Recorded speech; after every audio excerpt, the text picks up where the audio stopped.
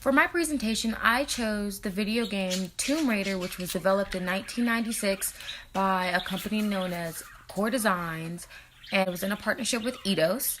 Core Designs is a British game development studio. The iconic character Lara Croft was created by Toby Gard and was used to both promote the game and to give it different dynamics. The first Tomb Raider game was considered to be an almost immediate success, and the sequel was even more successful than the first. This success drove the company to release games annually, which overall put a strain on the staff and exhausted the storyline of the Tomb Raider. It eventually became so overwhelming that the staff tried to kill off Lara Croft in the fourth game, Tomb Raider Revelations. This was so unwell received that they developed the fifth game and continued to let her live. It was during the development of the fifth game, Tomb Raider, that the team was split up into two sections. One was to work on the fifth game and the other was to work on a new series called Tomb Raider Angel of Darkness. Tomb Raider Angel of Darkness is considered to be Core Design's failure.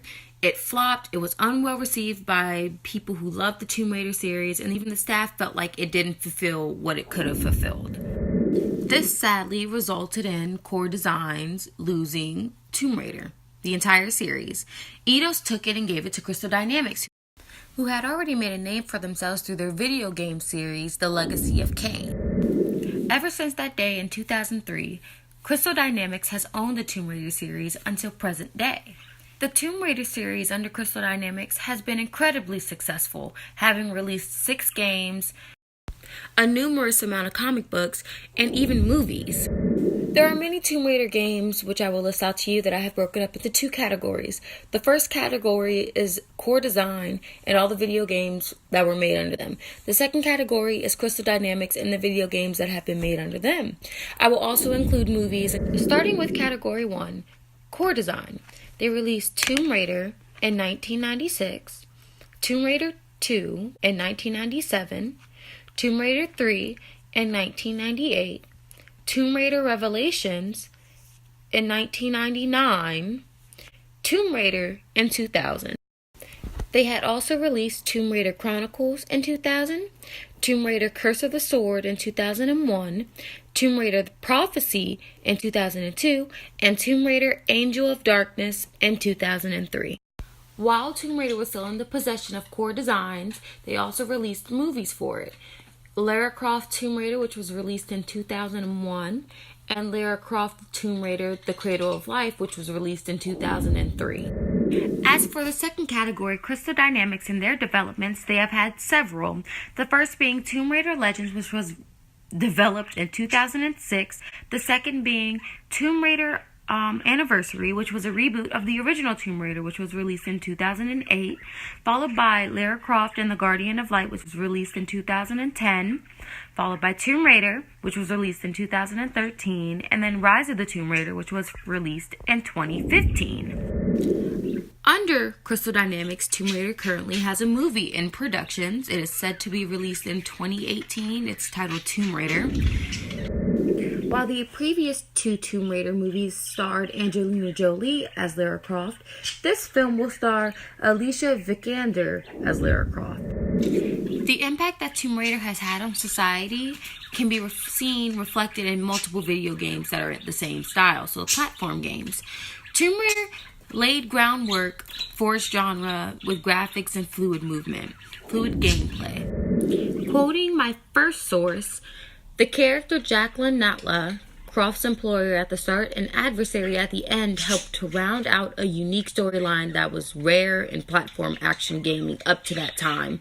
Croft's movement is one of the game's highlights, allowing players to sidestep, crawl, roll, dive, hang from ledges, and swim. This was seen as innovational. It was something so unheard of. The fact that this was viewed as an innovation is likely one of the reasons that Tomb Raider was so successful, because it was something unlike any other. It brought content to the table that other video games couldn't. Now, to quote my second source, Tomb Raider introduces the world to Lara Croft, who breaks up the video game boys club. This was seen as a feat beyond all of them, because for many video games, the main character was always a man. And for it to actually have a woman doing the same things, showing that women were just as capable as what men were, it really truly impacted society positively and helped to raise women's standard. And another quote, Guinness World Records dubs Croft the most successful human video game heroine. Sorry, Metroid Samus Aran. While Samus Aran is another, figure, I'm not going to talk about her because it's not reports on, but yeah, it really shows steps taken. Those reasons alone are why I chose Tomb Raider. I feel Tomb Raider is near and dear to my heart. It always has been. I grew up on Tomb Raider, so it stems back really far. But it's like it goes beyond just being, a girl and doing all this stuff. It's the standards that it affected society with. And what Tomb Raider is a platformer that allows combat, challenging puzzles, the exploration of terrain such as Greece, Egypt, Peru, Brazil. It even focuses on Norse legends such as Niflheim, Helheim, and everything in that sense as well. So it has a really wide variety, and it's kind of like a miniature history lesson, but fun.